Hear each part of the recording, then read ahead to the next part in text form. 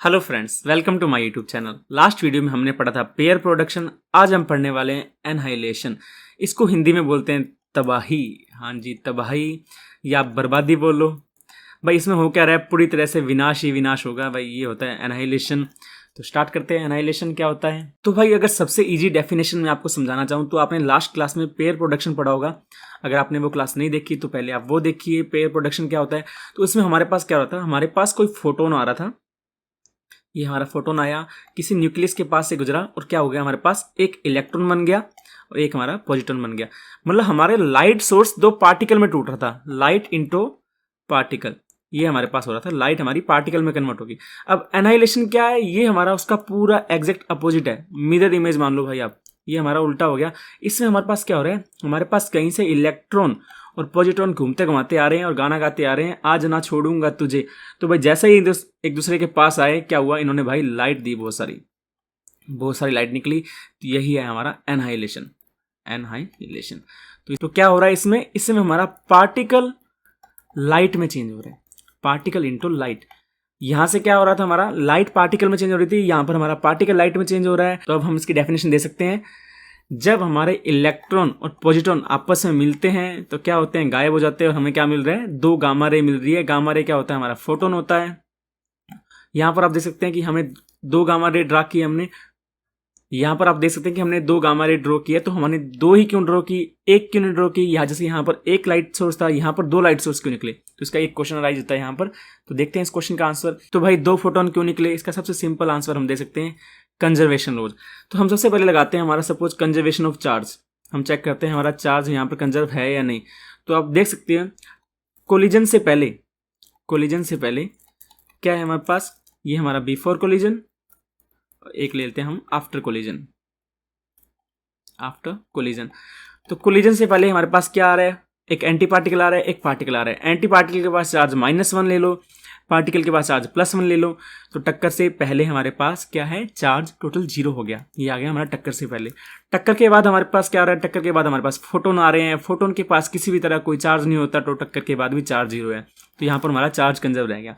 अगर हम बात करें कंजर्वेशन ऑफ मोमेंटम की, तो यहां से हम देख सकते हैं कि हमारा एंटी पार्टिकल इस दिशा में जा रहा है, +x डायरेक्शन में।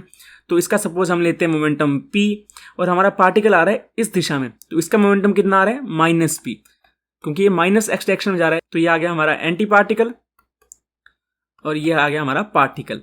तो टोटल मोमेंटम यहाँ पर कितना आ रहा है, टक्कर से पहले 0, मोमेंटम हमारा 0 आ रहा है।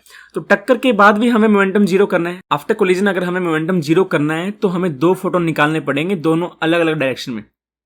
एक फोटोन इस डायरेक्शन में चला गया, एक फोटोन इस डायरेक्शन में चला गया, तभी हमारे पास मोमेंटम कंजर्व हो सकता, अदरवाइज हमारे पास मोमेंटम कंजर्व नहीं रहेगा।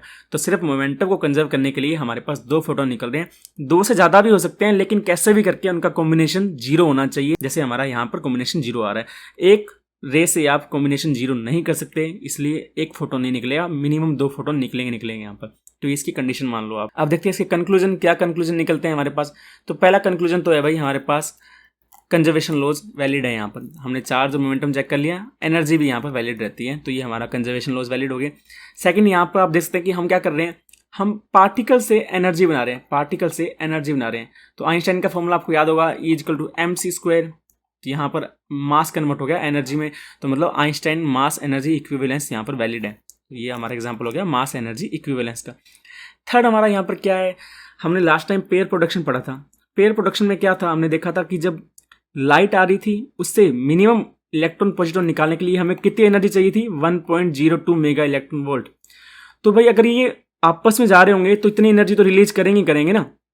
तो ये अगर रेस्ट में भी मिलेंगे ना आपस में, माइनस प्लस के कारण एक दूसरे की साइड आगे, मान लो कोई भी काइनेटिक एनर्जी नहीं है, तो इतनी एनर्जी तो भाई रिलीज करेंगे। अगर इनके पास काइनेटिक एनर्जी होगी तो इससे ज़्यादा एनर्जी रिलीज करेंगे। अगर काइनेटिक एनर्जी नहीं है तो इतनी एनर्जी तो मिनिमम रिलीज करने ही वाले हैं ये। फोर्थ कंक्लूजन हमारा है यहाँ पर, लास्ट टाइम पेयर प्रोडक्शन में हमने क्या किया था, हमने एक न्यूक्लियस के पास, इस टाइम हमारे पास कोई न्यूक्लियस की रिक्वायरमेंट नहीं है, तो हमें कोई भी थर्ड बॉडी नहीं चाहिए। हमारे कंजर्वेशन लॉ ऐसे ही लग रहे हैं सही। अब बात करते हैं एक इंटरेस्टिंग फैक्ट के एनाइलेशन के बारे में। अगर आप गूगल पर एनालिशन सर्च करोगे तो आपको ये मूवी दिखाएगा जो 2018 में आई थी।